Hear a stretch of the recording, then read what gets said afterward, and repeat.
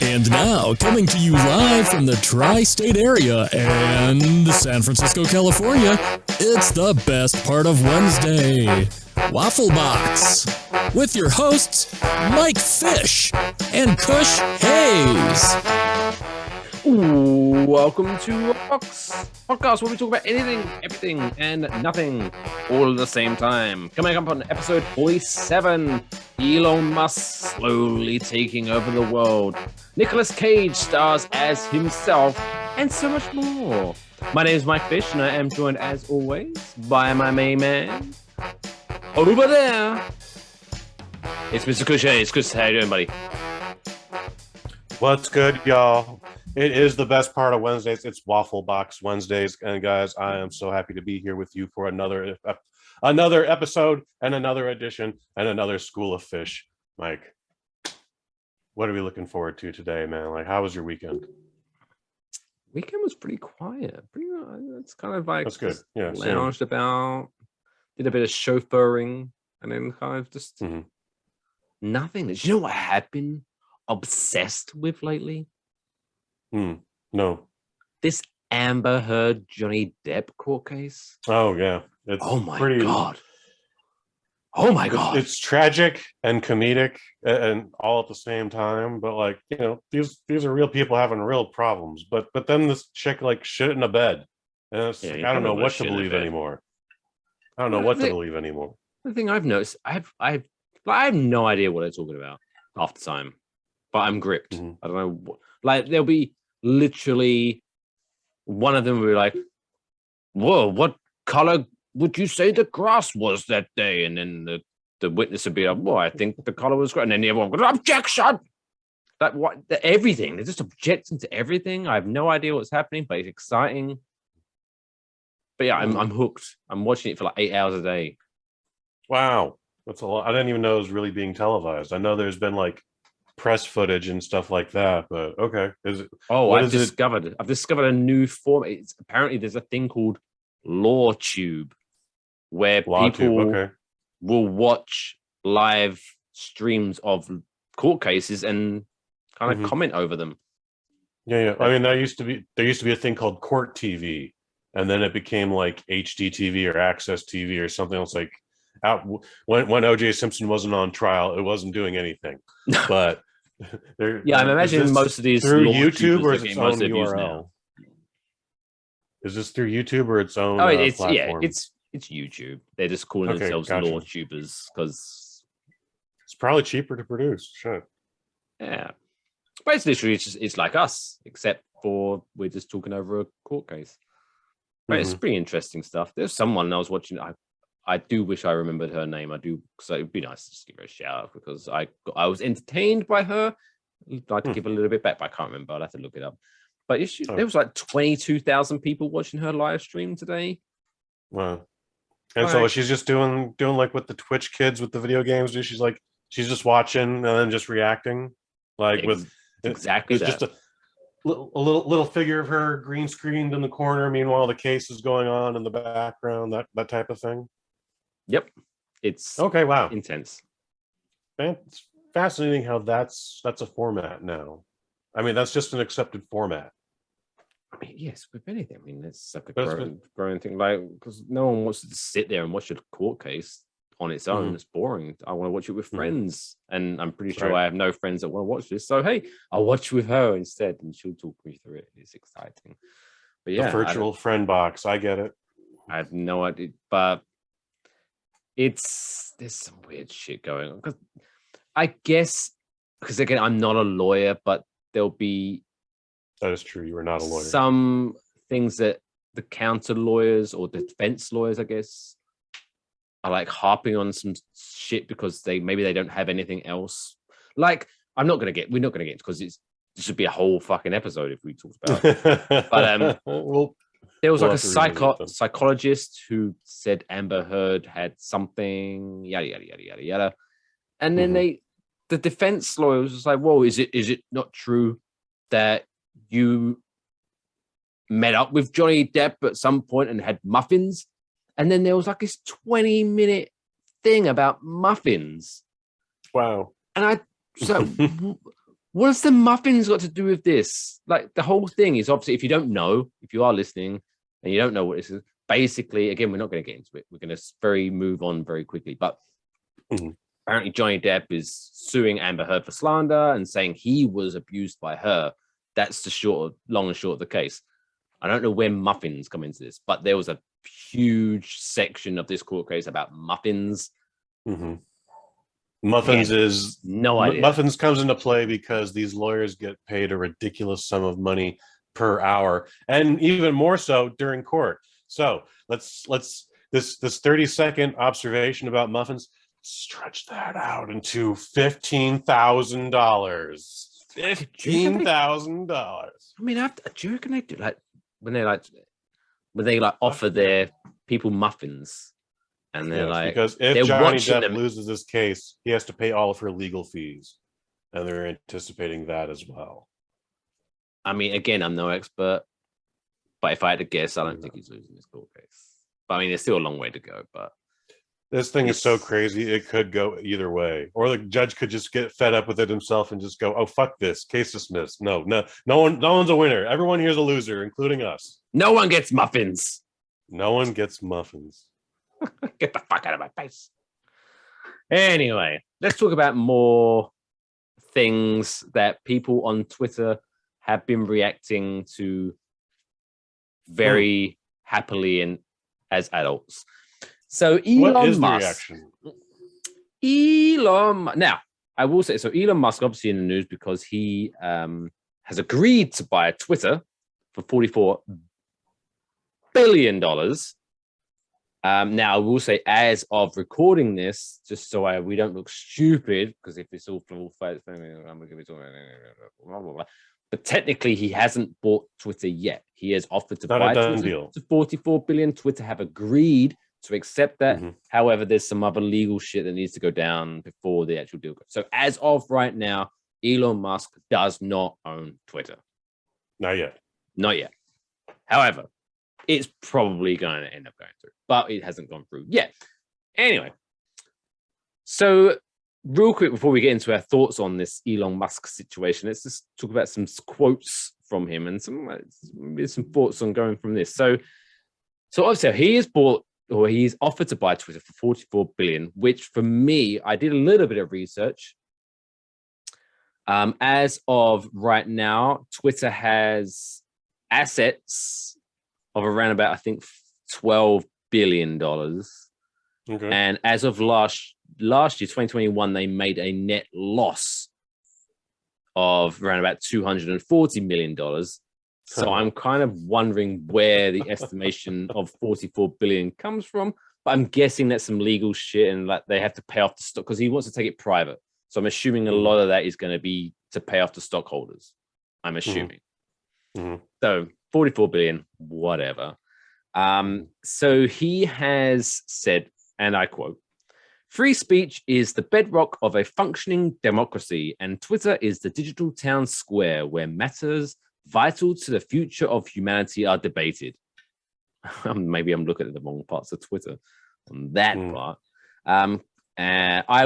I also want to make Twitter better than ever by enhancing the product with new features, making the algorithms open source to increase trust, defeating the spam bots, and authenticating all humans.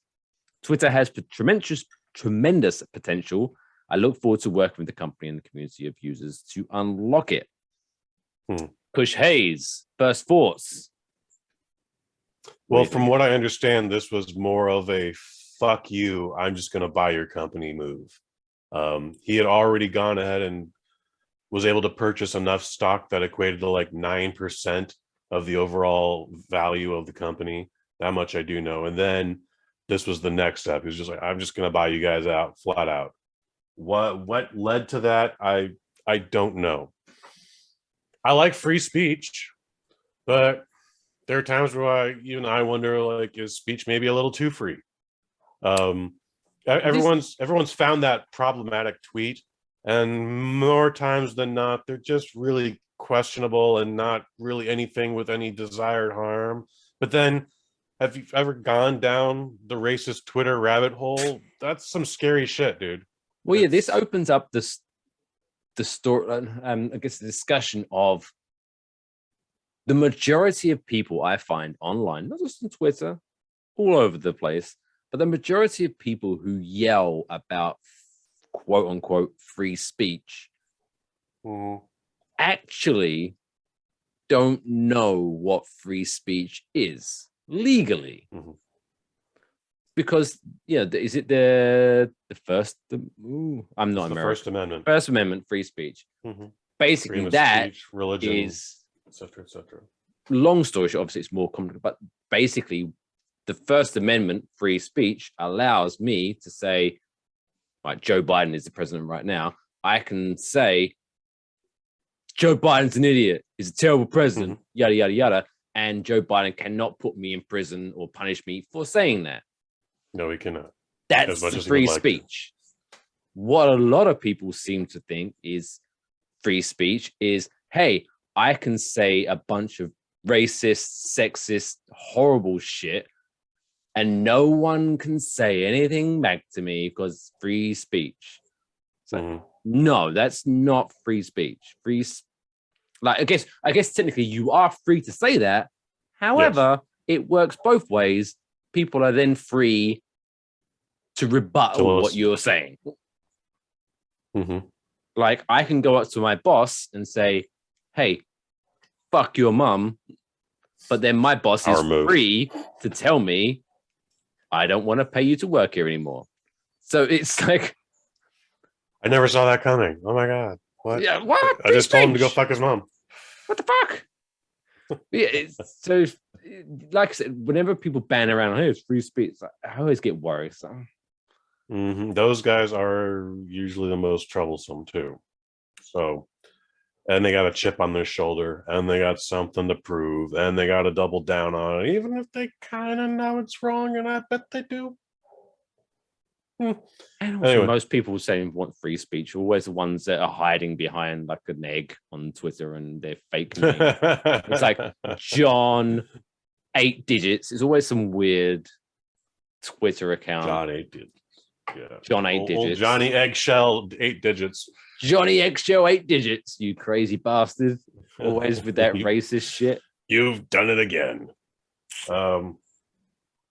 I don't have a problem with Elon Musk, the persona or the man, but I also don't know how I feel about this. It's weird.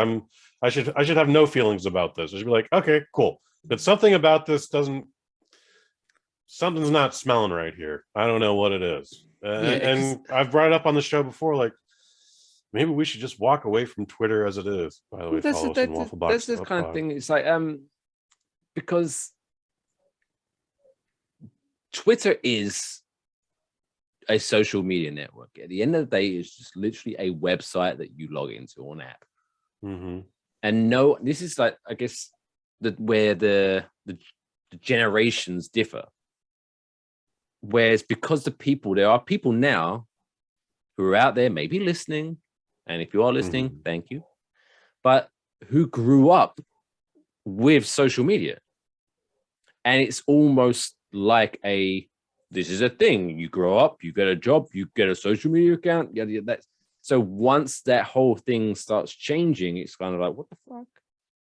Whereas at the end of the day, hey, if I don't like Twitter, it's a website. I have no right to it, so I can just go away and go off to it.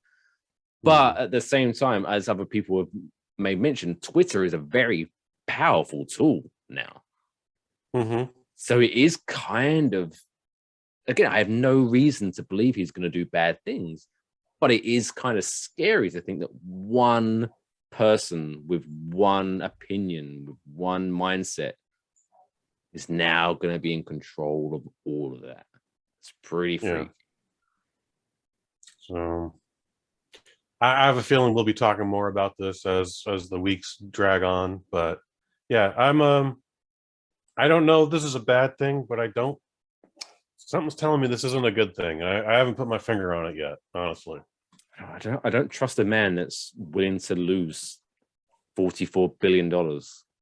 He sneezes that every day, But still, like 40, because even me, again, with low business IQ, just looking at the brief numbers and the business model, he's not going to get that money back anytime soon. Like, he's not investing this for a profit at all. So do we know where he made his original millions? I know he inherited it, but what was the family business? Well, he made most that of his got money them so off of Tesla.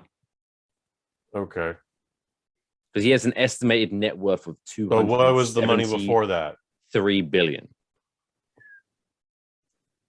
Oh yeah. That's, well, he is officially the world's richest person through net worth. Well, through net worth, yeah, exactly.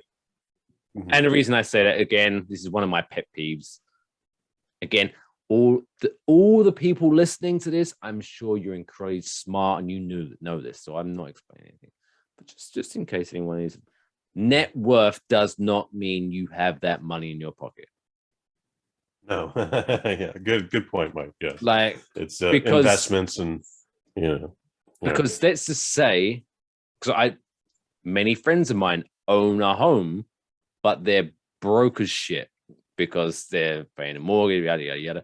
However, their net worth, because maybe they have a car, and their net worth could be potentially, depending on the area you live in, their net worth could be like $800,000 because of the assets that are attached to their name.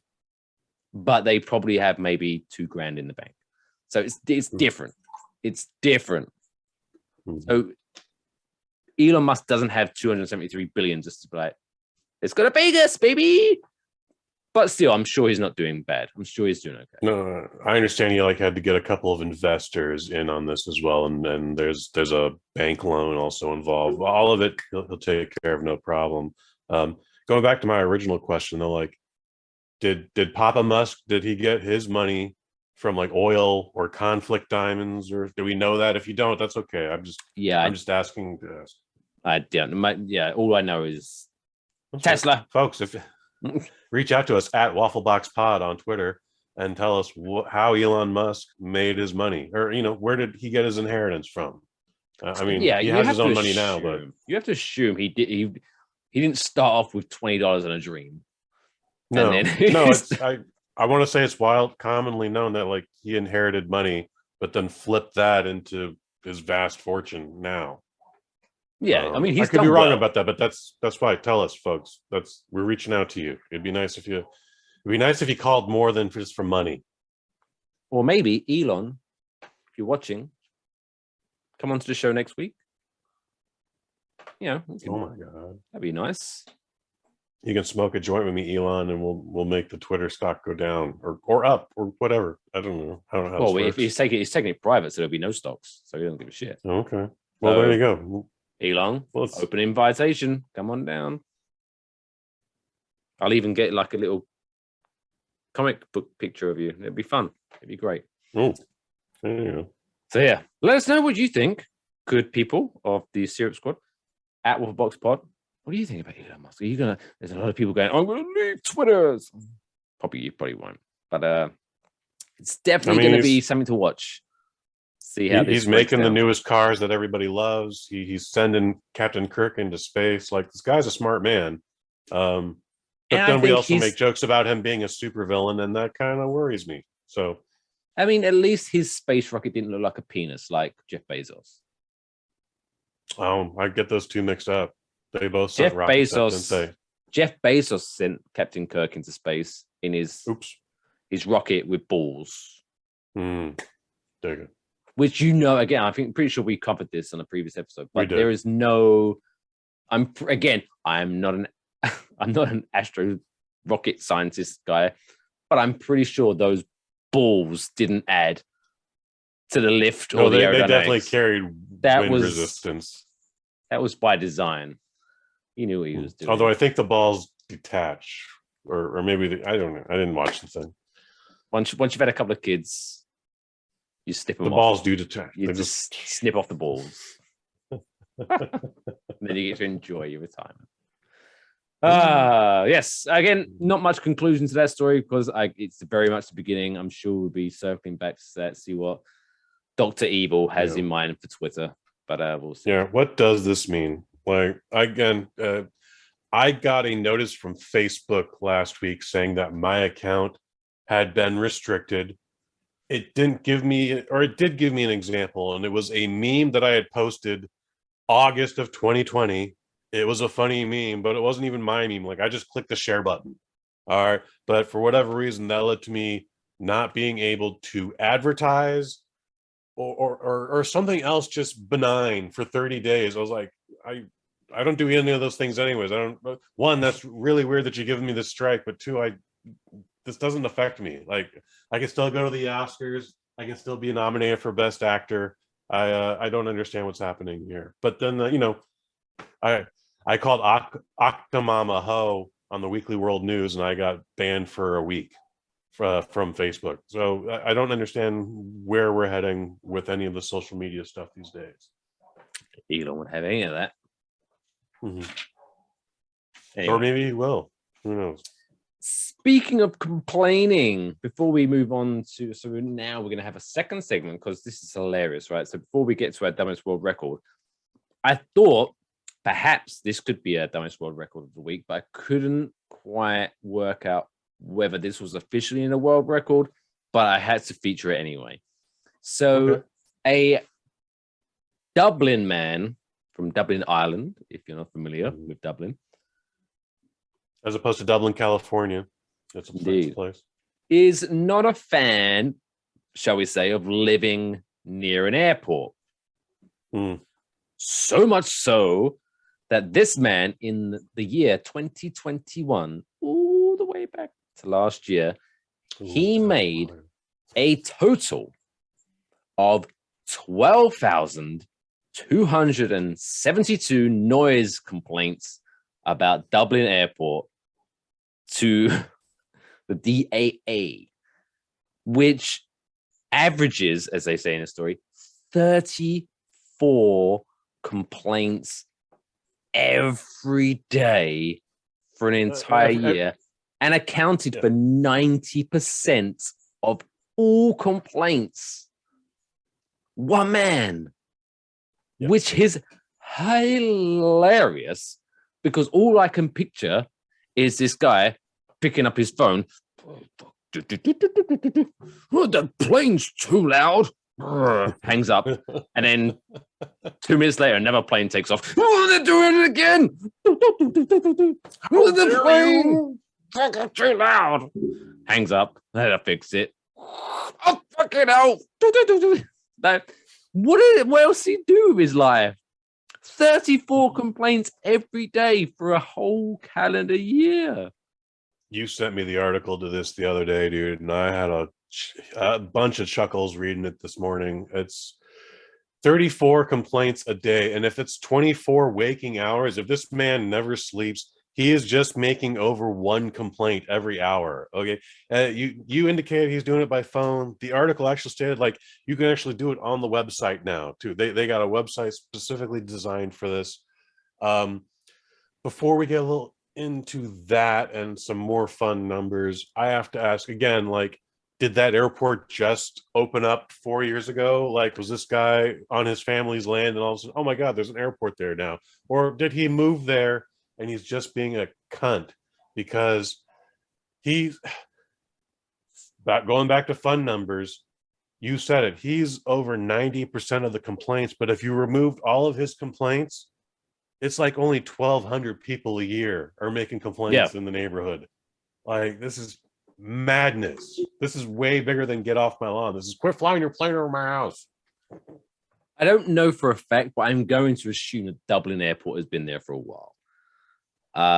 But this guy, give him credit, he is consistent, because so in 2021, like we said, 12,272 complaints. So in 2020, he made 6,227 complaints. So, he's working up.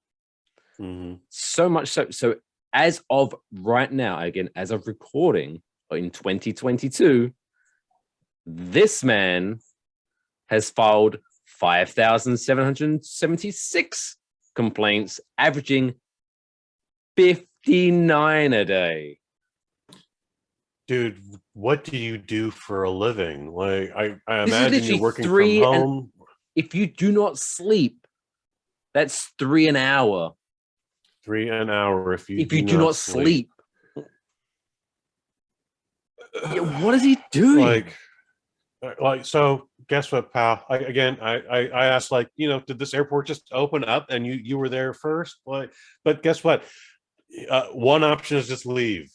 All right. Another option is just poke an ice pick into your fucking ear. Do not poke an ice pick into your ear, people, because that could really hurt your hearing. However, I'm just saying, like, you don't need to live this life. You could live the life of a happy person. If you want to be happy, sir, you could be happy. You could have that wife or husband. I'm not here to judge. All right. I'm from San Francisco. Like, you could live just a life of happiness. Find love. Read a book. See a movie. Do anything his but phone bill. fucking be plagued by this. He could get rent somewhere nice.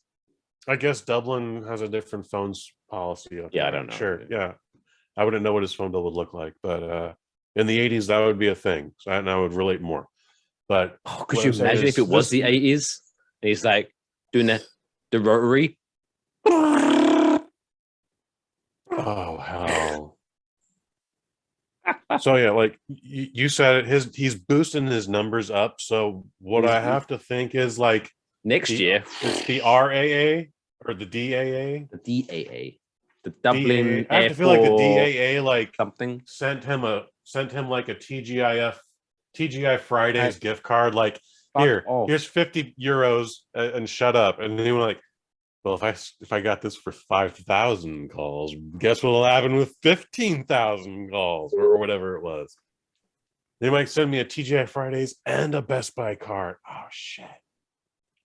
I'm going to get that Criterion collection. I'm going to eat some hot wings and I'm going to watch the movie. If I could get that from Chili's, that double dip, whatever it's called.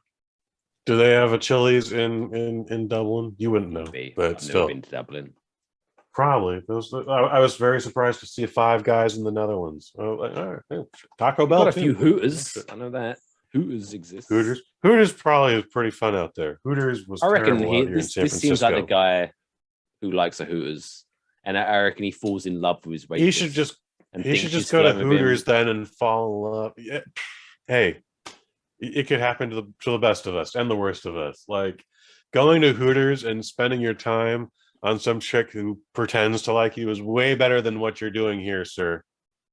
Just stop. You don't need to be this miserable. You don't.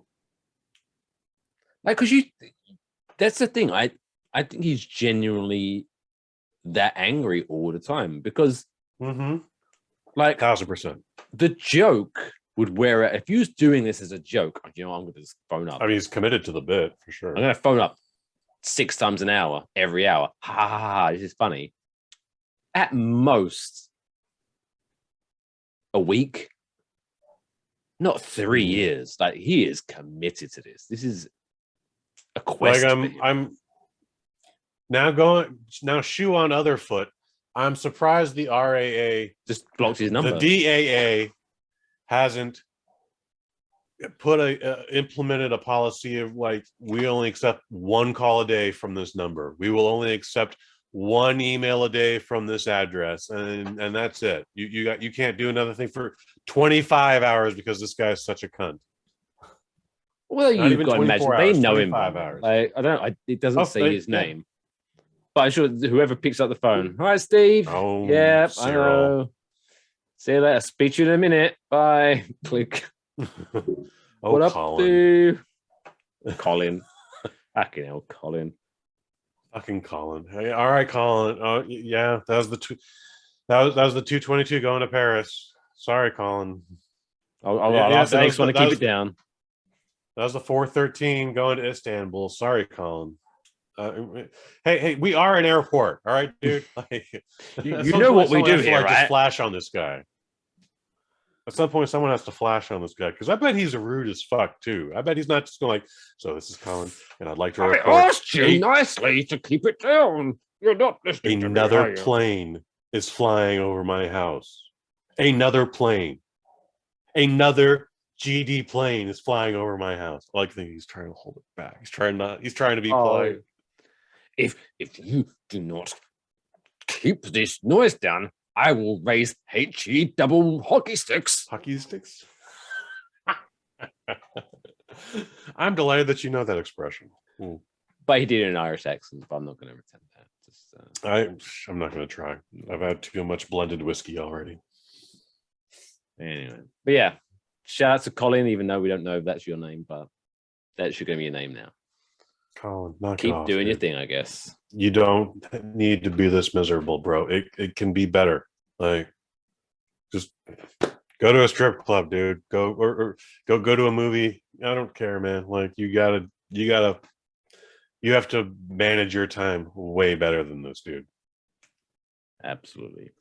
But from one thing that we're not 100% sure if it's a world record, but I must mention it was a record, to one other officially confirmed world record, it's time for this week's Dumb World Record of the Week.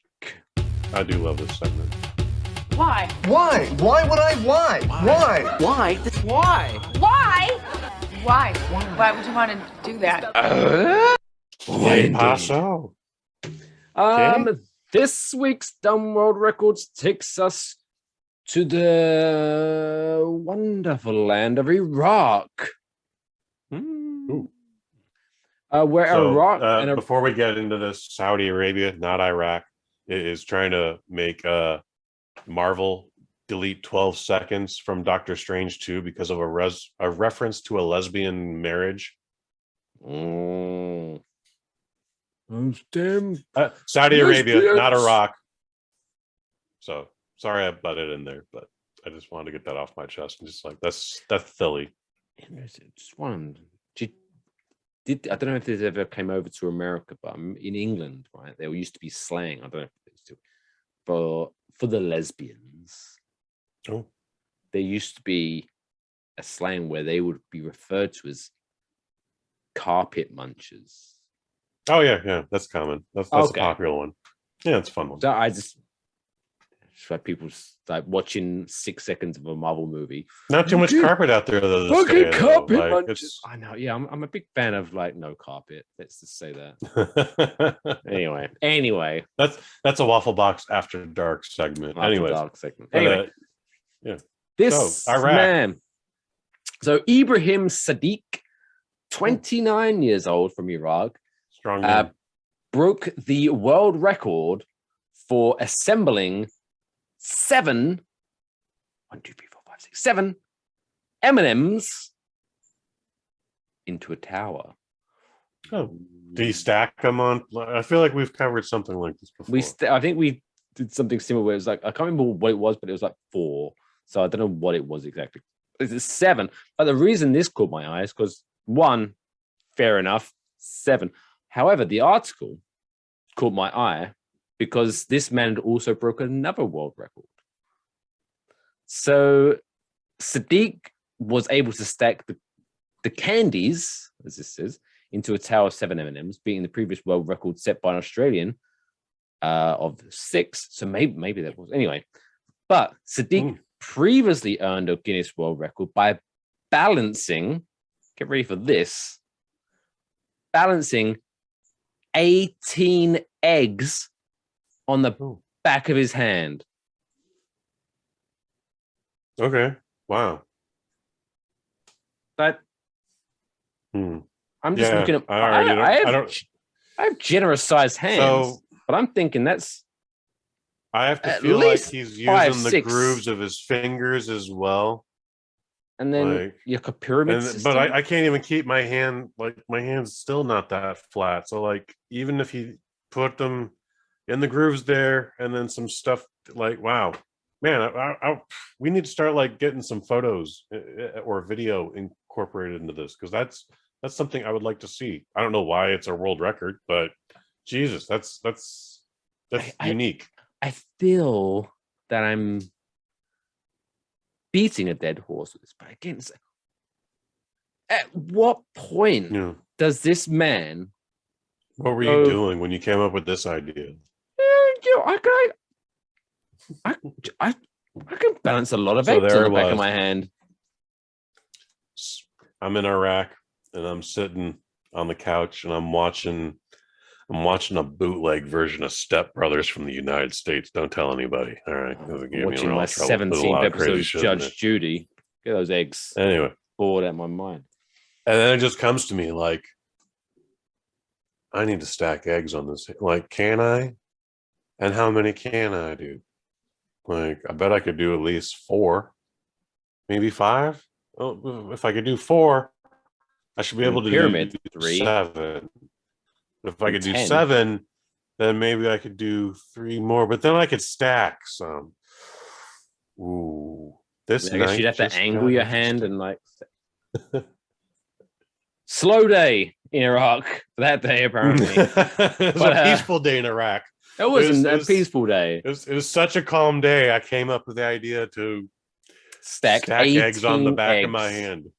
18. The back of his That's- hand. Yeah, like again, like I need to see a photo of this Again, a because if it's recurring. just here, like if he's not using the grooves of his fingers, I need to know how he. I definitely need to know how he did this because Again, that's the rationale feel- I'm getting. I feel there's a recurring theme on these. Is that in one hand, and pun intended, these world records are impressive, Mhm. but at the same time, Well, no one's getting there. why did you do like? Why did you come up with this? Why? What mindset was you in when you come up with like, this? again, I would love to know what he was doing when he thought he needed to do this. Maybe he went to like- the shops to buy some eggs and he forgot his reusable bag. He was like, oh fuck. And he was like running home carrying his 18 eggs on his hand. He's at the shop.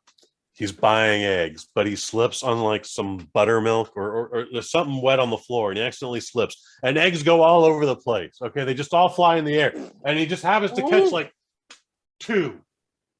You know, we'll round down like even 1. He'd be like, oh shit. I didn't know I could even hold that. Like again, look. Okay. This is just my earbuds pill and it wobbles. All right. Like, all right, Nah, make me wobble, but still. I'm gonna go with man bought 18 eggs. Because 18 eggs works. But you have You're the 6, the 12, carton. 18. And then he like, I'm just the eggs, please. And they was like, boop. Oh, do you want a bag? It's an extra 10 cents. And he was like, fuck that, put it on my hand. And he was like, They don't sell 18 individual eggs, man. It comes in a little carton. I don't know what's Iraq's like, because like, over here you get individual limes and lemons. Maybe in Iraq you get individual eggs. Oh, god damn, that's a good point. That's a good point. It would still just be that should be just a universal thing though. Like eggs are universally fragile, Mike. He's probably carrying them to the checkout like this Mhm. for those watching, like in cradle position. But then he was taking them back to his car, and you have to have one hand free Yes. to do the whole doot, doot. So it's like he's like holding them on his hand. Doot, doot. It's Iraq. They're out in the fucking desert. The fucking chicken farms out there. You don't manufacture those cardboard gimmicks. You're 100% correct, dude. That's exactly what it is. Well, Solved it. So shout out to genius. I still man. want to see a photo and/or video of this Ibrahim man Siddiq. balancing even one egg. I need to see what this is. Jesus. Follow us Well, on Elon Musk at Wafflebox Pod. Indeed. Elon Musk next week. Come on the show. All right. Jesus, we're already 40 minutes into the show and we're only hitting the ad break. So still to come, we've got the middle of the show quiz. We've got the Nick Cage movie, Trapdoor, and all that more. So stay tuned. We'll be right back after this break.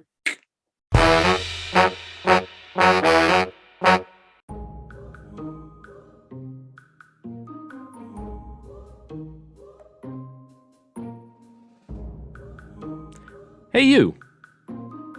Yes, you. Was you thinking of having that beer? But my friend, it's only 10 a.m.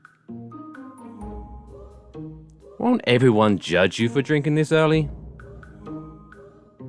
Don't worry, we've got just the thing to help you. Your very own Waffle Box mug. And now, everyone will just think you're drinking coffee, so you can enjoy your morning beer judgment-free. Go to wafflemerch.com to get yours today.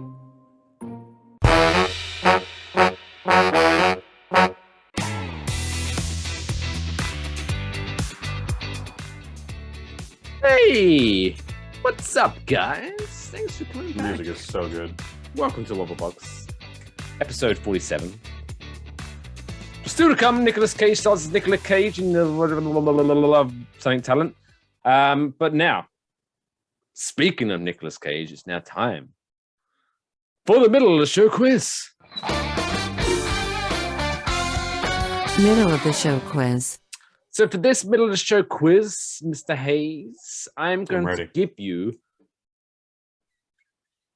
5 Nicolas Cage quotes from movies, I'm ready. and you are going to have to tell me which movies they are from. You don't give me these in advance, but I'm telling you, the confidence is strong here. All right, I'm feeling really good about this. Well, you should, I didn't because know. you're on a hot streak. I think you've won the previous 2 quizzes that we've done. So I know I did really well last week, but yeah, I don't remember. I don't the remember things too far in advance. marijuana strain, you did very well. Oh, So yeah. okay. So here we go. I'm going to try to start off with the easy ones because last time I think you went 3-0 and then I captured 3-2. So I'm going to You try and make crushed it. me. I'm going to make it more dramatic. So I'm going to go with the easy ones first. So Nicolas Cage quote number 1. Should I try to do an impression? If you want to. It's you'll be seeing a lot of changes around here. Papa's got a brand new bag. Face Off. But that was with John Travolta. Yeah, but in the universe, it was Nick Cage. Asterix, but it's definitely from Face Off. Are you with John arguing? You got it Travolta right. said You got a point. You I arguing? know. Well, that's how committed I am to this world. All right, Nick Cage quote number 2. I just stole 50 cars in one night. I'm a little tired, a little wild, and I think, no, sorry, a little wired, and I think I deserve a little appreciation. I've only seen it once. It's wildly entertaining. I don't know why I haven't gone back, but it's gone in 60 seconds. God, 60 seconds. Okay, there's the easy ones. Okay, so That was easy. So yeah, I'm ready. Hit so me. now, quote number 3. I mean, I'll bet no one ever threw a pie at like Harriet Tubman, the founder of the Underground Railroad. Can I hear that again without Okay, the imitation? yeah, I'll do it without the accent. I mean, I'll bet no one ever threw a pie at like Harriet Tubman, the founder of the Underground Railroad. I'm gonna guess it's National Treasure, but I don't feel confident with that answer. It was the Weatherman. Damn. The Oh, wow. Weatherman. I've seen that. Yeah. 2 and 1. 2 and 1. All right. Number 4. Sorry, boss, but there's only 2 men I trust. And one of them's me, and the other's not you. That's a terrible Rock? Nicolas Cage impression. What was that quote? Sorry. Is it The Rock? Jerry Bruckheimer's The Rock. Oh, Damn. that was from Con Air. That was Con Air. Oh. So many quotes from Con Air. You chose that one. So we're 2 But and I 2 appreciate now. that. Here's the decider. yeah. Here's the decider. Oh my goodness. I'm scared. Well, I think we'd like God on our side at the moment, don't you? Do you want me to do that without the accent? Please. Well, I think we'd like God on our side at the moment, don't you?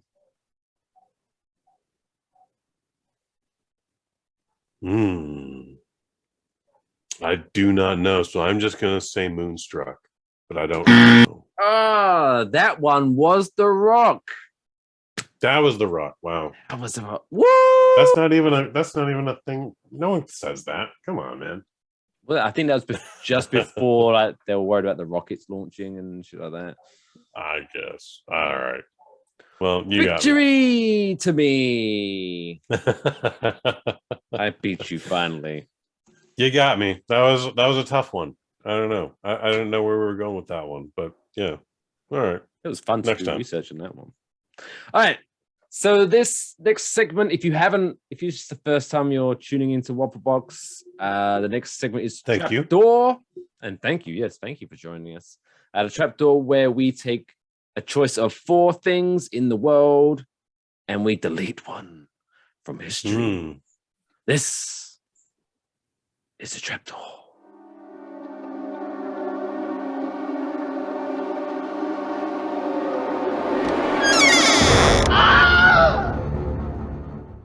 So we're going to start off soft with our first round because apparently today, Wednesday the 27th of April, is National Babe Ruth Day. Okay. So you're familiar with Babe Ruth? Yes. he's the man. He did the baseball thing. He did the baseball thing for sure. He had the most home runs until he didn't. He was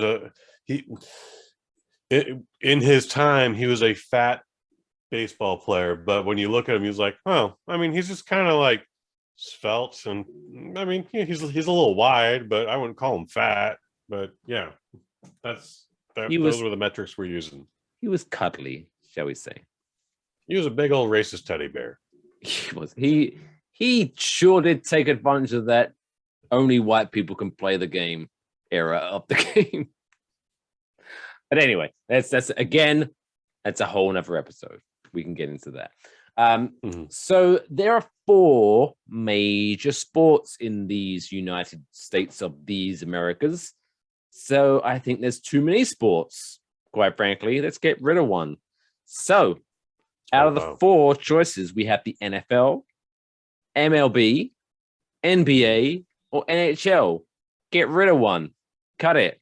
What's your opinion, Mr. Hayes?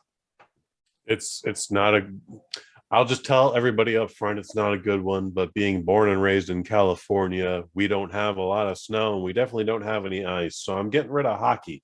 And that's always confused me that we have 3 hockey teams out here.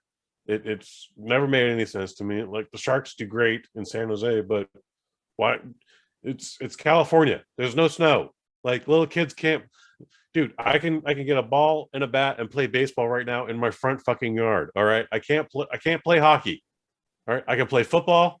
I can play basketball with a fucking with a basket and just bah. I can't do hockey. So hockey goes. Hockey is a very exclusive sport for people on the East Coast. See, we're going at this at 2 different angles. So you're talking about this in terms of pickup ability, I guess, of the common man.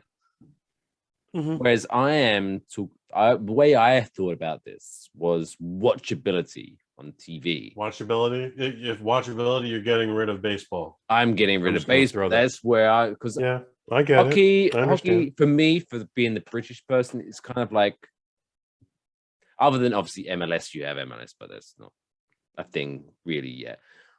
No, not as it is everywhere else.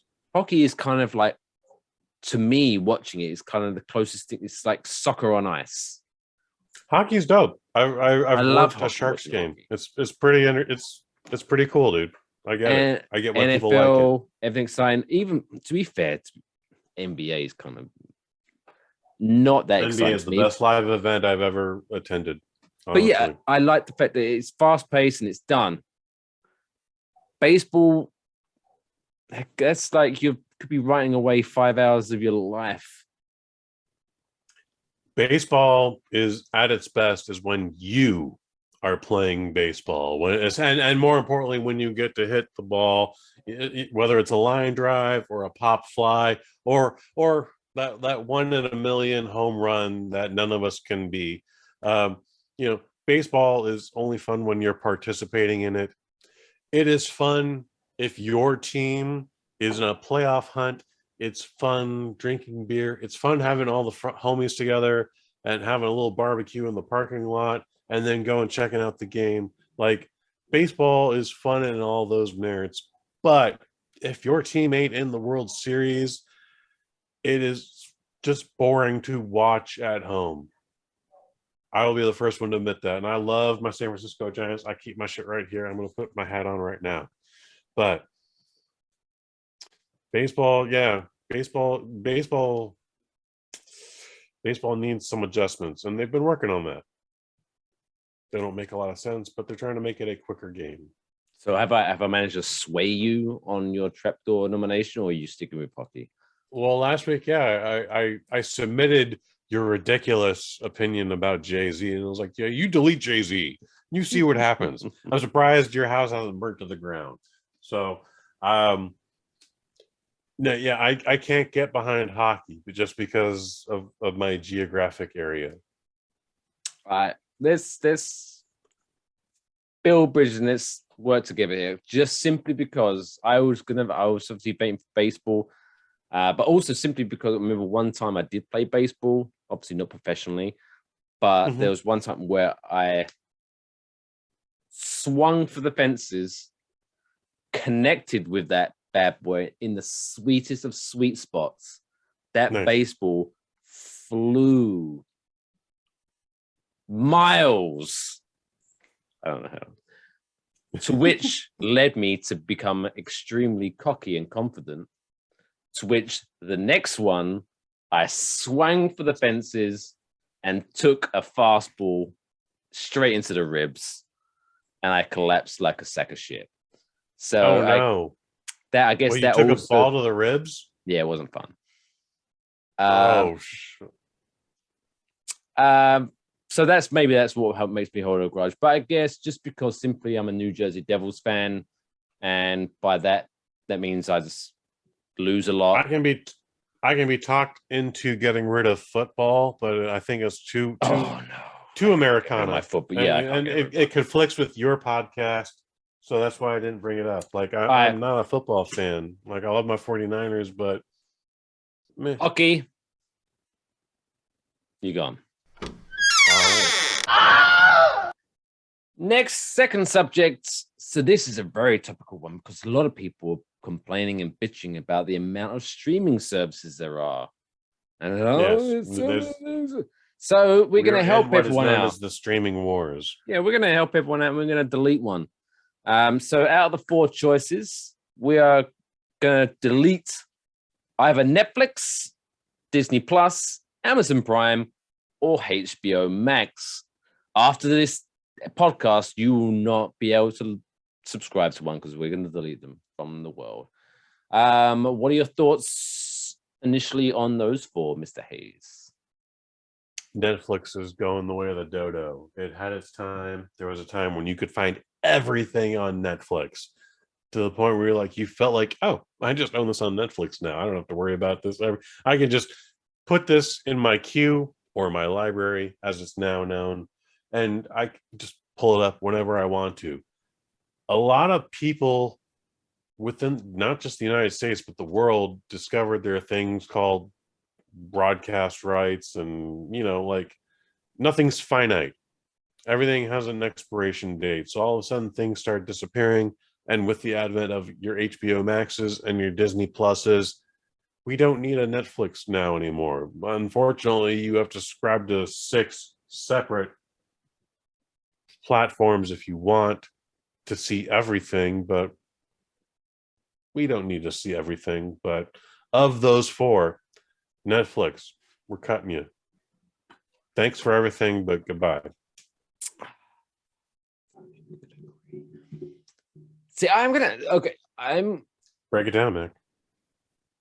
I am agreeing with. I think Netflix is in a troublesome position right now. I think what they're doing is they've relied on their market share too much, where they haven't evolved. I mean, they've started to obviously create their own stuff and yada yada yada. But just they have a hell of an evolution, dude. Like they create their own. I mean, content, obviously they started. They don't even have respect for it. And they started, obviously, they have evolved because they started out as being a company where they would send you DVDs, and to which where they are now, it's huge evolution. But I think with the whole news story of recently, like, well, they're going to increase prices, and then they're going to cut down on password sharing and yada, yada, yada, yada, yada. My only concern is I've seen this before from companies I've worked for before in the past in England, where you get into situations where rather than, hey, let's try to work out how to make more money by getting more customers, you start thinking, let's see how much more money we can get from our current customers. You start milking, and then eventually that's just always going to lead to maybe a short-term gain, but that's going to end up your current customers are going to get pissed off and they're going to fuck off, and then you're just going to be screwed. So yeah, I would be concerned if I was in the Netflix Foundation right now. I think they're in a troublesome position. However, for my vote for this one, just simply because they've been having a working relationship with Ryan Reynolds, and I adore Ryan Reynolds, Netflix gets my thumbs up for now. And just because usability, their UI, user interface, for the people that don't know those slang, for me, Amazon Prime shopping service, big fan of, even though I shouldn't be, Jeff Bezos, but their streaming service never really has much, and their interface is horrible to work with. I don't know if you've ever used their app. It's horrific. It's not good. No, it's terrible. And for the longest time, they wouldn't tell you like, well, this is free because you're with Amazon, or this costs $3 to rent. Like there was a lot. Or even now, they're starting doing that shit about like, oh, if you want to watch this, oh, you need to subscribe to this other service. What? Oh, that shit is ridiculous too. Yeah, I don't appreciate that. But I also find that on Hulu, which isn't in the 4 that we're talking about. So whatever. What I like about Amazon Prime is it's a part of a network where I can actually take my iTunes media and watch it through Prime if I need to. Like I don't have to buy anything through Prime. I can just still buy everything through iTunes, and it will still show up on my Prime account. But you can do that. Oh yeah. You have it's movies anywhere, whatever that service is. You have to resubscribe to it. It's free, but you have to keep letting them know that you're alive and not a robot every year. Because I purchased some movies on iTunes. That'd be pretty cool. I have like over 300. I'm surprised I got that far, to be honest. I didn't really think iTunes would be a thing this far deep into it, and now they're kind of not a thing because they're Apple Plus. But where I'm going with this is I can still access my digital library through another platform, which I think is convenient. So that's why I didn't say Amazon Prime. I'm going to stick to my guns on this one. I think just simply for usability and content, their user interface is terrible. I'm voting Amazon Prime gets the I can't give you a reason. I concede. I'm just gonna Amazon Prime deuces. That was fun. I feel cleansed. Yeah, I mean they're just getting into interesting original stuff, but still not at the way they need to redesign their app. I'm not to be too geeky, but Jesus Christ, their app needs redesigning. No, their app is terrible.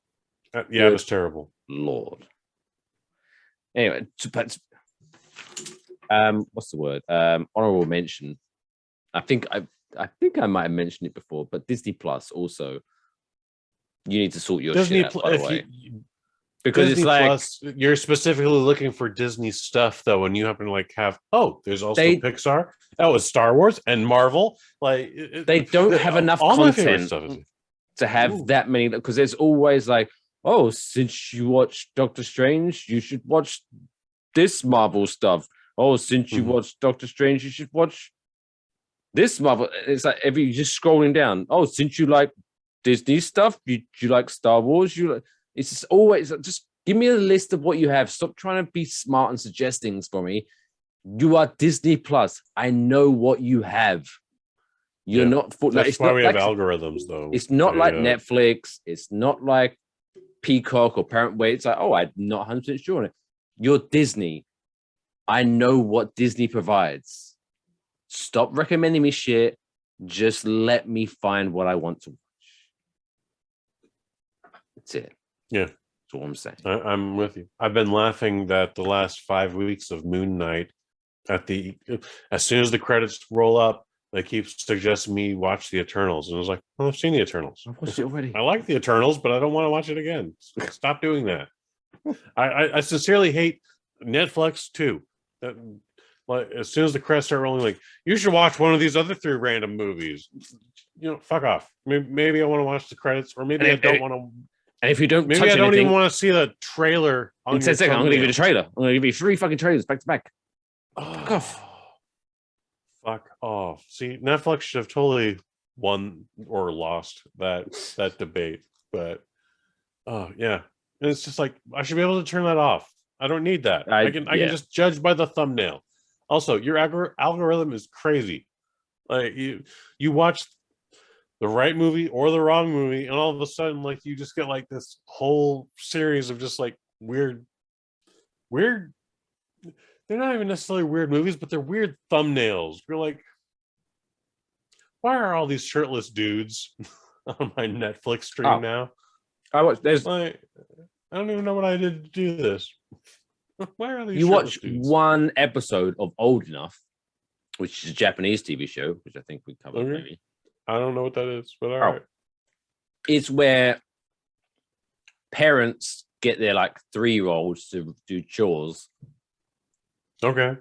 And run Yeah, we errands. probably talked about that like last week. Yeah. But you watch one episode of that. Sunny, next time you open Netflix, Do you want to watch like Asian? do you want to watch all of this Korean stuff? Do you want to watch this Japanese stuff? Do you want to watch... Oh my God. Relax, Netflix. Hulu had an amazing library of Korean media. I did not watch any of it, unfortunately, but I skimmed through a lot of it, and I am not up to date on my Korean history, Mike Fish, but there's this one specific dynasty in Korean history that somehow it covered 500 years, but it was the basis for like 20 of the 80 series that Hulu was featuring that one year. And like there's actually some interesting stuff. Like there's a thing about like a Korean doctor from modern time somehow got sent back into time again to this dynasty. Classic. Which is like a millennium ago. It covers 500 years, so I don't know what part, I don't necessarily know how far back he went, but like he had to like withhold that he has like all this knowledge of Western medicine. Okay, so like, you know, he's only got like berries and twigs to work with. Again, I'm only piecing this together through synopsises, but like if anyone like goes like, I need to create penicillin here. Oh, and if anyone figures out that I've created penicillin, I could get my head cut off. Like this is the situation he was dealing with.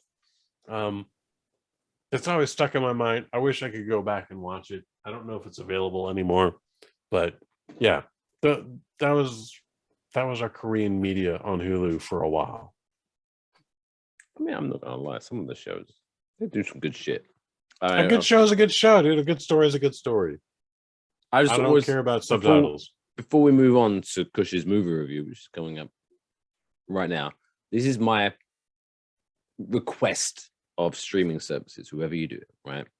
If there is a show that you are importing to an English-speaking country, such as England or the United States, and the show is either in French, German, Korean, Japanese, whatever it might be,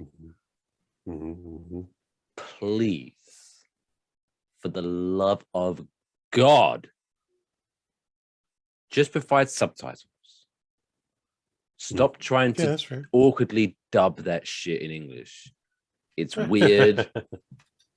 And 90% of the time, whoever's doing the dubbing isn't reading the subtitles. So the dubbing is speaking something different to what the subtitles are saying, which just throws me off.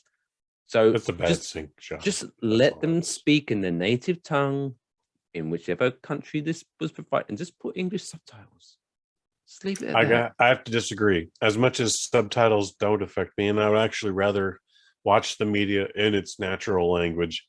I, myself, Kush Hayes, personally, I want to start doing voiceover dubbing for movies from Korea and Saudi Arabia. And, you personally? I want, yeah, man. Or at least play a character, if not someone's character. I want to be. No, I want you to do all of them.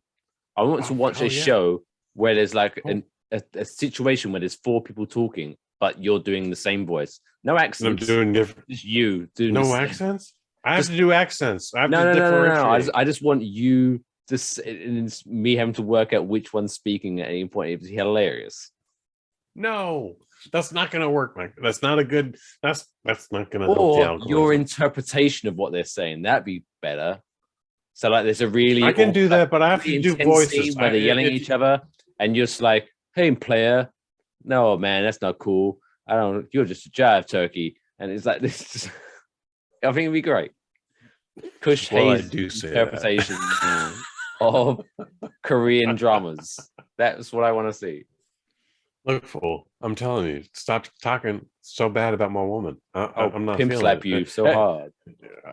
I don't know if I would use pimp slap, but still, I feel what you're saying, man. But like, I need to do like if you want me to do all the voices, then like if a woman's in the scene, I have to do like a feminine. I have to like raise my voice and go, "Hey, motherfucker! I don't appreciate you talking to me like that." And I'm a woman, so like you can't.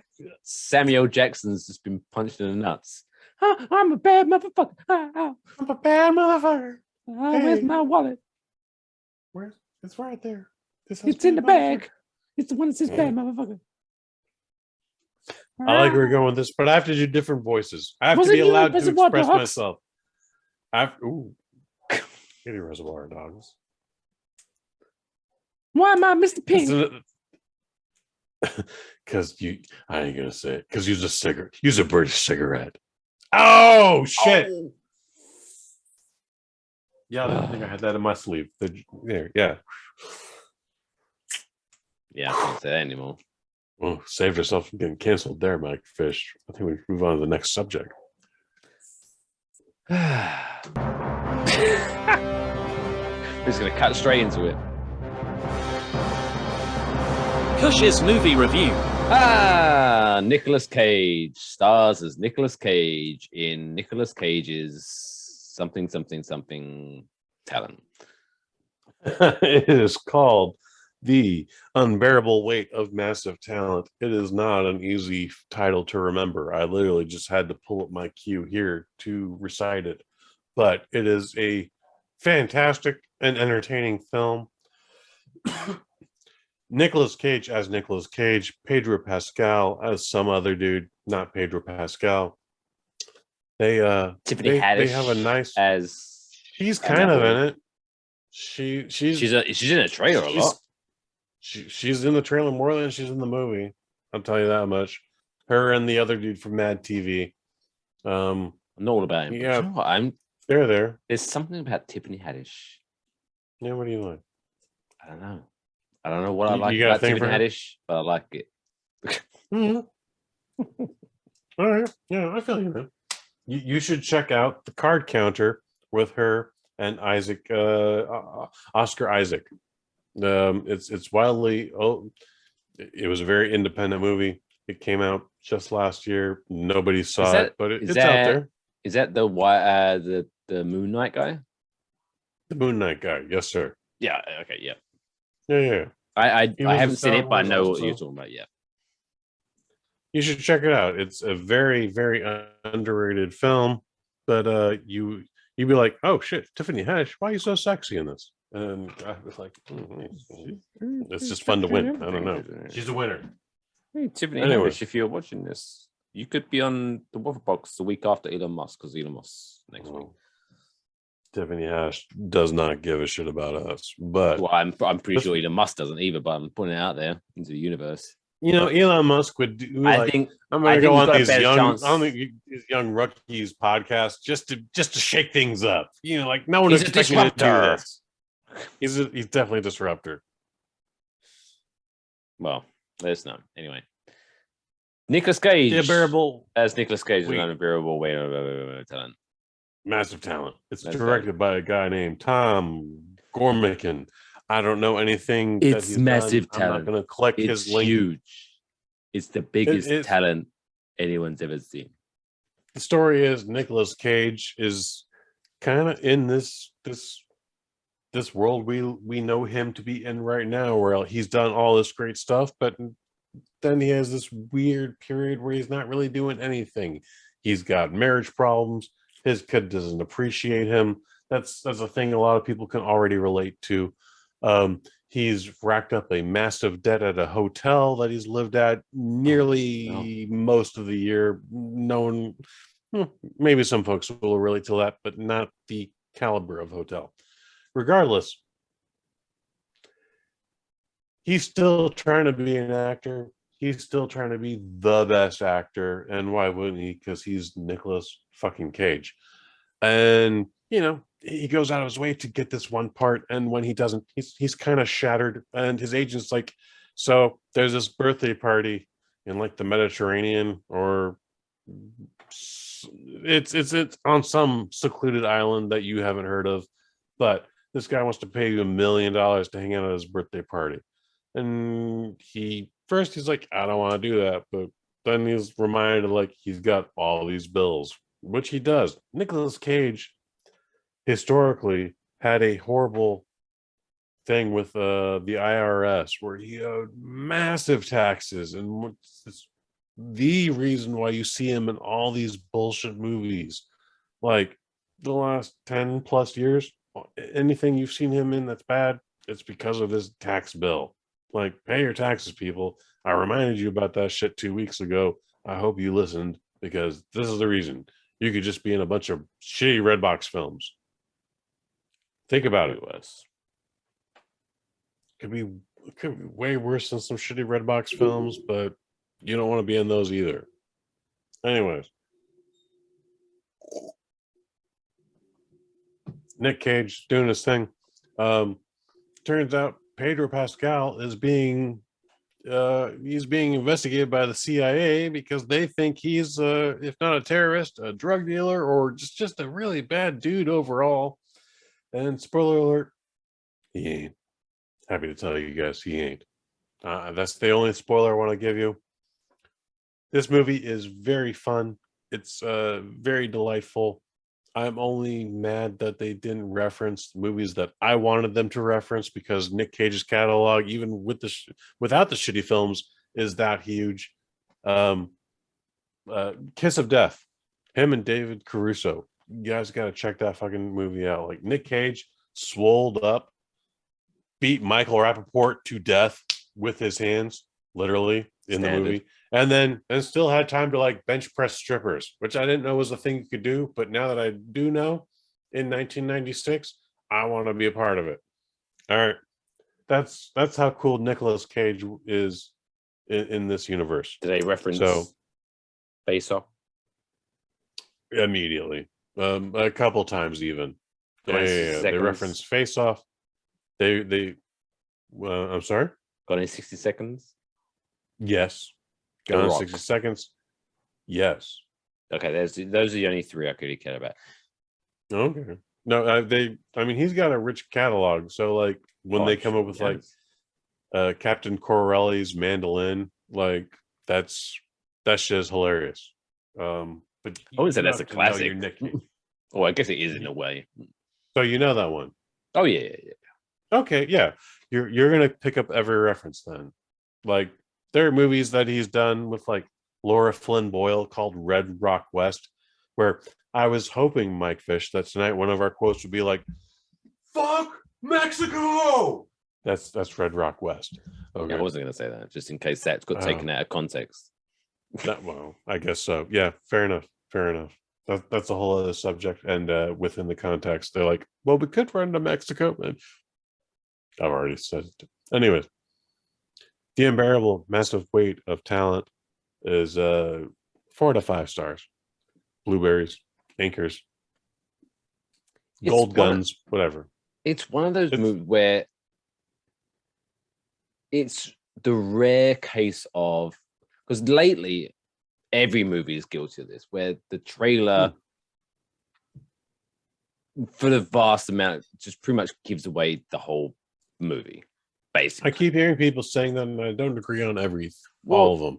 But I mean, obviously I haven't seen this movie yet, but the trailer, I think it gives me a gist of exactly what's going to be happening in the movie. Like it gives me everything. But at the same time, it's one of those rare situations where, even though that is the case, where I think of, hey, I've seen the trailer, I get at least where the movie's going. Mm-hmm. At the same time, it's just, I want to see this movie so bad.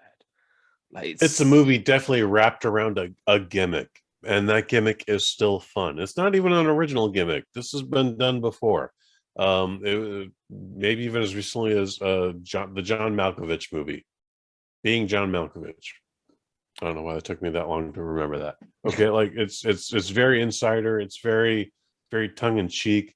It's very meta. It's the Nick Cage is poking fun at himself, which is hard for a guy like Nick Cage to do. Okay. No, he's done that thankfully like he's an hour been on 45. Saturday Night Live making fun of himself. Has he been on Saturday Night Live? Good for him. Yeah, but that was when Saturday Night Live was good and young and no. This was political messages. This was with Andy Samberg era of Saturday Night Live.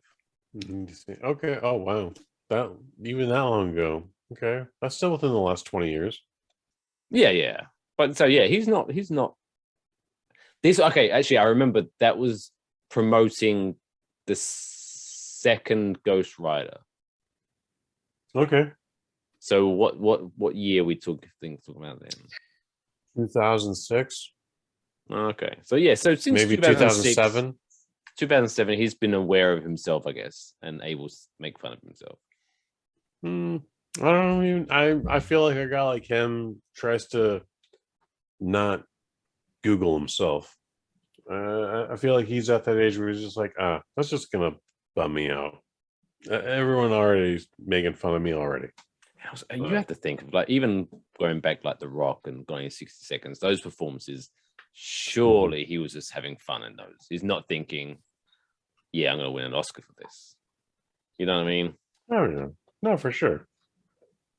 He recently came out with a news article where he's promoting this new movie that we're discussing tonight, and it's like, yeah, I'm aware I was in a lot of bad movies, but I fucking put my heart into that. Like, I didn't pick the worst. I didn't pick any movie. I'm gonna just pick those movies, but I still gave it my all. And you gotta appreciate that. Like, this guy got into a weird tax situation. It's amazing he didn't end up in jail like Wesley Snipes, but like, he spent forever paying that shit off, and I think he's finally out of that situation. But also, he's bad with money. He's bad. I would give. I would admit I have not seen every single Nicolas Cage movie. I'm not going to say that. No, and you can't. But I will say that he, like you say, yeah, he gives everything. That even the not so great ones, you come out of watching a Nicolas Cage movie at least like, oh, that was a fun movie. Like he's never been bad in any movie. Yeah, he's been in bad movies. He's never been bad in a movie. Yeah, I'll give him. Because there have been some actors where I'm like, oh, geez, why the hell was that guy in that movie? That was terrible. Where I've never walked out of a Nicolas Cage movie going, oh my god, that was so bad. It's like, I've always at least got something out of it. Trying to try and say he's been bad, and they're just cunts. Like, yeah, he's a legend. Nick Cage's favorite movie is apparently the most recent movie he did called Pig. I did not like that movie, but I get why he did. and it's just it was just how it was sold, and he's not bad in that movie at all. I just didn't think it was a good movie. You know, To interview. Maybe he can come on after after Elon Musk, Jimmy Haddish, and then Nicolas. Do you know what there is someone actually I was thinking I'd love to reach out to interview, just because. So, are you familiar with the video game channel G4? It used to be like a network, I think. Yeah. So they're doing their own thing, and there's like, she seems super, super, super, super cool. And I was like, oh, I'd love to chat to her about video games and things like that. Her name's Gina Darling, right?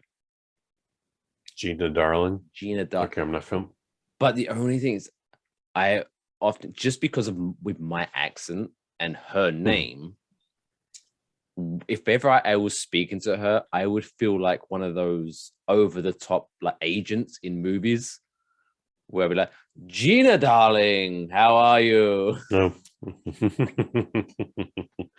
So I wouldn't be able to take myself seriously if I was someone. Gina Darling, hello. You definitely have to be like wearing a bow tie and like have like a martini. Presenting Gina her Darling. some champagne. You need champagne and oysters. I'm allergic to oysters, but you need to like that's the situation that you're in when you're saying Gina Darling. Gina Darling, how are you? And then we have to do like the double air kiss. Gina Darling, come sit down. Very European. Well, no, European, you connect with the double kiss. Weird American shit is where you like do the air kiss 100 like a foot apart from each other. Well, it's just consent stuff. Yeah. But then if you get real European, it's like you triple. You do like I don't know. I just high five now or fist bump. Fist bumps the safest thing to do. Yeah. Europeans. Yeah. 3 fist bumps. There we go. Yeah.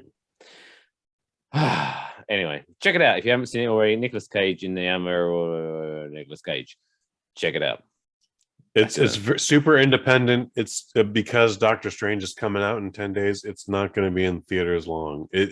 I think it was the 4th out of the top 5 movies this week. So go definitely see this. I think it's going to get a lot of traction on VOD, but it's absolutely entertaining. It's a fun little movie. An hour 45 minutes. Still could be shorter, but thankfully as short as it is. So yeah, go check it out, guys. 4 out of 5. I was happy to see it. I had a double feature that night. Next week, we're going to discuss the other movie I saw, The Northman. Nothing else is coming out this weekend. There's another Liam Neeson movie. I'm not sitting through that. That's Liam Neeson stars as Liam Neeson being angry and killing people.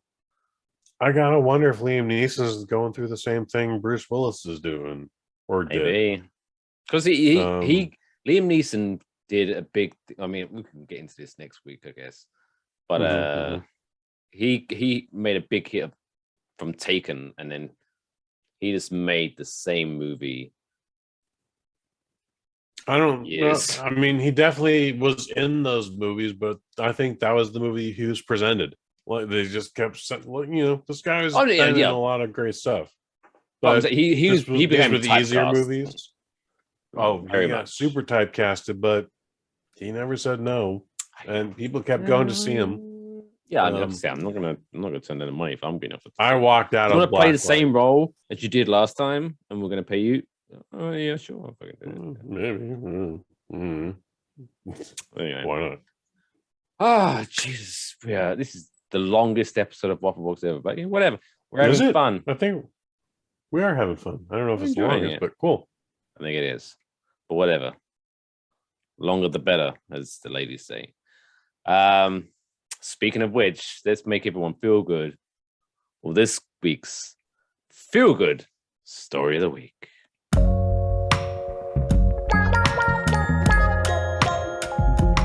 That's the coolest fucking story I've ever heard in my entire life. That's insane. Can I hear it again?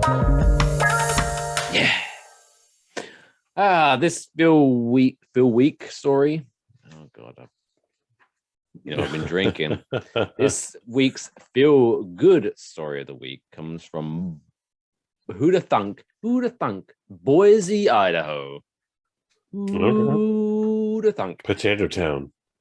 And it features cats. I'm not normally a big fan of cats, but you know what? I saw this story and I was like, nah, I can't resist it. So this young man, Ben Miller, he went to the Idaho Humane Society where they had a lot of cats and things like that. That were ready for adoption and yada, yada, yada. And this young man was upset that he noticed that majority of the cats didn't have toys to play with while they're in the Humane Society. So this little guy decided to create a lemonade stand nearby. And you know what? I do not know what the hell he did to promote that shit. But in one weekend, this little guy raised $1,200 selling lemonade. To which he then went out, purchased cat toys, and donated them to the local Humane Society. What I mean, again, I hate cats. They're evil sons of bitches. But you know what? That is. I hate you. That is. The show's over. That's it. Nope. But that is what a guy. What a he is. They're like the witches' animals. Do you know? Like they've been. Come on, is that not a clue? Witches like cats. Cats are evil. Is that not? No. I love cats. Cats are not evil. You're a bastard. Shut up. I hate you. We're not friends anymore, like fish. Whatever. We're contracted. Maybe you're afraid because to this. Maybe his last name is Fish, and you're afraid of cats. Maybe that's what's going on. Huh? Maybe. Huh? Maybe. Huh? Maybe are you my therapist? Anyway, yes. But shout out to Ben Miller. But what a guy! Again, I would love to know his marketing strategy because I would. If he can raise $1,200 in a weekend from a lemonade stand, who knows what he could do for this podcast? But do we know how much the lemonade was? Like $1 a cup or 50 cents a cup? Or I believe it was $600 a cup, and both his parents. $600. Wow! No, I don't. I'm cups. just making it up. I'm making it up. I don't know. I don't know how much they were both up, but still, I think he's actually done this on a regular. And he's actually raised over $2,000 in total. But just still, it's just the adorable. Like this little kid going, "Oh, these cats don't have toys," and so he went out, raised some money, bought some toys for the cats. Cat toys are already too expensive. What a guy! What a guy! That. Yeah, dude, I'm down with it. Yeah, I wouldn't have done it, but I'm glad he did. Ben Miller, not even double digits years old. Meow, meow, meow. Raise more money for charity than I have. Actually, I might have raised more. I did it. But when I raised, by the time I'd raised that much money for charity, I was definitely closer to 30. So he's way ahead of the curve. So he's doing way better than I am. Some people are just better at making charity. Good for you, Ben Miller. Yeah, shout out Ben Miller. Next time, do it for dogs, real animals that actually matter. Anyway, dogs are life. This motherfucker right here. All right. Jesus, we're almost like an hour and a half on this. So, but we've had fun. Longest waffle box is hour 40. Is it really? Well, we need to stretch this shit out. All right. What if the people stretch it out? What else have the young men and women got to look forward to who are listening to the Syrup Squad, yada yada yada, on the Bossnet family? Is there microdoses coming out this weekend? We might have a microdose coming out this weekend, but check out last night's season finale of the Kick-Ass Movie Why are you being podcast. teasy? Why are you teasing? I'm having problems with the guest.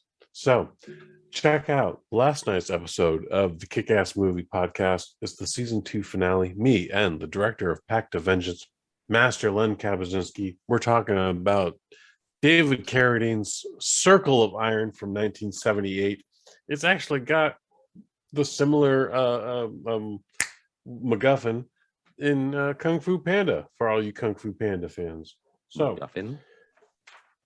That's the object you're chasing. Your motivation, Mike Fish. Sounds like McLovin's cousin. MacGuffin and McLovin. Yeah, they made a baby, and it was Circle of Iron, 1978. David Carradine. It's actually written by Bruce Lee.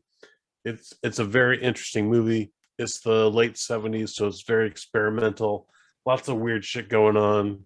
If you smoke the right stuff, or drink the right stuff, or just ingest the right stuff, it might be even that much better. But that's what I want to promote.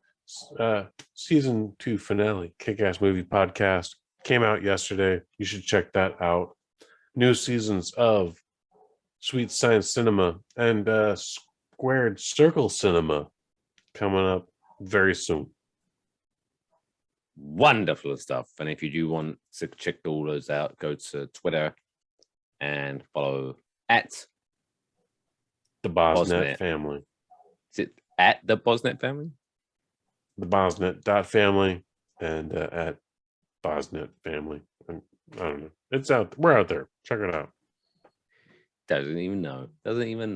Anyway, but the main thing, he'll retweet it. So just follow him at Kush_Hayes. That's the main thing. And then I am at Mr. Mike Fish. Follow us at WaffleboxPod. Go to enjoywafflebox.com for all the links. Go to wafflemerch.com if you want to buy some swag like the one I'm wearing. That's a good looking shirt. If you want to become a member, go to extrawaffle.com. Official launching next week. Fingers crossed.